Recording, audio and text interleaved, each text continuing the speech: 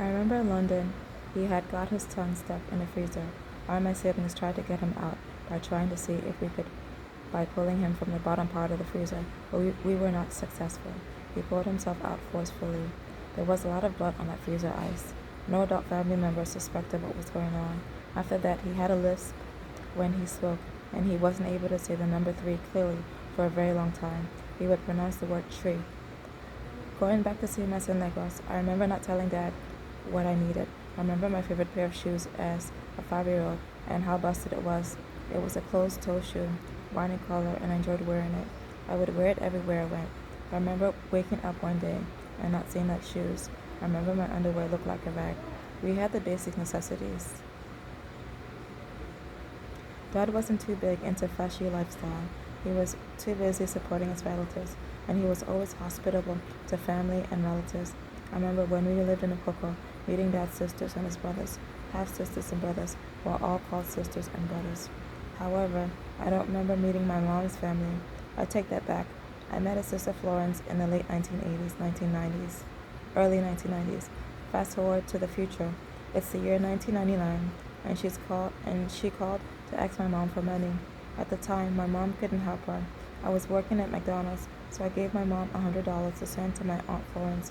So, in a way, my mom did help her sister and covered fees associated with sending money to her sister. I remember I had a dream where I saw the sun. In the sun, I saw the face of someone smiling at me, but this smile was very sinister, and I did not like the feel of that smile, and I remember that smile was not good. Going back to my 5-year-old pair of shoes I had, my feet came through my shoes. My underwear after a while started to resemble an old dish rag that lost its color and shape. We had basic necessities. My dad wasn't too big into displaying a flashy lifestyle because he came from a big family. I had an opportunity to meet my dad's siblings, my aunts, uncles, and his parents. However, I don't remember meeting any of my mom's family except for my Aunt Florence in the 1980s, 1990s. When my family had moved out of Nigeria and to London and relocated to the United States in the 90s, we began establishing ourselves within the city of Washington, D.C. I remember years later when I had asked Mom how she felt about her sister and her sudden death. She was almost in tears and said she did not want her to be in Nigeria. But given the circumstances my parents were in decades earlier, my dad couldn't welcome her in the 1970s to America to reside with them. My aunt received the money. She sent a letter of gratitude. She was living with the pastoral family. Not too long after that, Mom had announced Aunt Florence had breast cancer and was going to undergo surgery. She died shortly after that. It was such a sad time for me. Mom was in tears as I asked her decades later about her sister. For many years, I didn't think Mom was remorseful about it at all.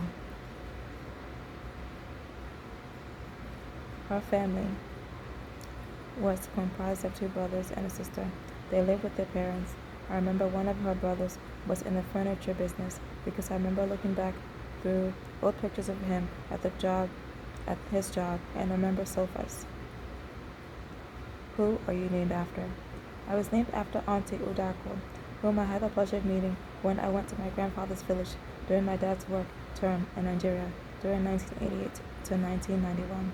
I remember my dad commenting that the large mud-formed vases were created by great-grandmother. There were many of them in the area when I went to visit my Aunt Udako. When I mentioned this to a friend of mine decades later, he said the vases should be placed in the Smithsonian Museum. A funny yet heartwarming episode that happened to my younger sibling was he used to be taken care of by our grandmother, our dad's mom.